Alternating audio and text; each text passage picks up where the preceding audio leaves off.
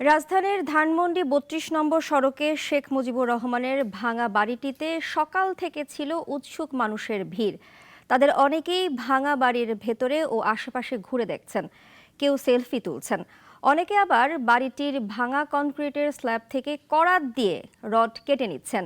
বাড়ি দেখতে আসা অনেকে বলছেন, পরবর্তী শাসকদের এ থেকে শিক্ষা নেওয়া উচিত।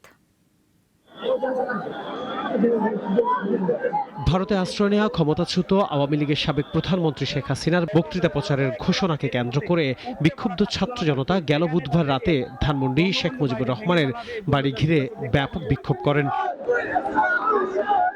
এক পর্যায়ে বাড়িটিতে ভাঙচুর ও অগ্নিসংযোগ করা হয়।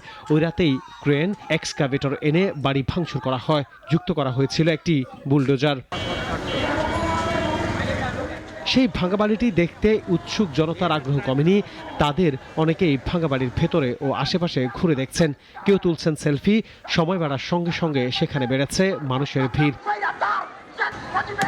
আবার কেউ হাতুড়ি দিয়ে কংক্রিটের বড় স্ল্যাব ভেঙে রড কেটে নিয়ে যাচ্ছেন, কেউ কেউ বিক্রি করার জন্য। বাড়িটির ইটও নিয়ে যাচ্ছেন অনেকে। বাড়িটিতে দেখতে আসা অনেকে বলছেন, যারা ক্ষমতায় আসবে তাদের এই ভাঙা বাড়ি থেকে শিক্ষা নেওয়া উচিত। আমি এই সচক্ষে দেখার জন্য আজকে হতভম্ব হয়ে গেছি যে আমি দেখলাম যে কিভাবে মানুষ তছনছ করছে। আগামী উচিত হবে যে শেখ হাসিনাকে সামনে রেখে, তার চিত্রটাকে সামনে রেখে ধারণ করে যারা দেশ চালাবে তারা এই ডিক্টেটরের চেহারা দেখে যে আমি এই পথে আমি যাব না। সকালে ৩২ নম্বর ওই বাড়িটির সামনে এসেছিলেন ফিলিস্তিনের পতাকা হাতে এক ব্যক্তি। ওড়াতে চেয়েছিলেন সেই দেশের পতাকা। উৎসুক জনতার বাধায় ব্যর্থ হন তিনি।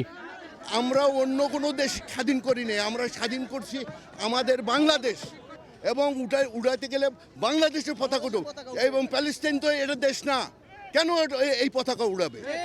ধানমন্ডির ৩২ নম্বরে শেখ মুজিবুর রহমানের বাড়ি ছাড়া গত 2 দিনে সাবেক রাষ্ট্রপতি আব্দুল হামিদ, আওয়ামী লীগের কেন্দ্রীয় নেতা, সাবেক মন্ত্রী ও সংসদ সদস্যদের কমপক্ষে 33টি বাড়ি ও ব্যবসা প্রতিষ্ঠানে হামলা, ভাঙচুর ও অগ্নিসংযোগ করা হয়েছে।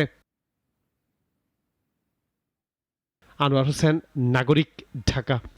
250টিরও বেশি ডিজাইন অপশন নিয়ে ওয়ালটন স্মার্ট ফ্রিজ, বোঝে আপনার প্রয়োজন।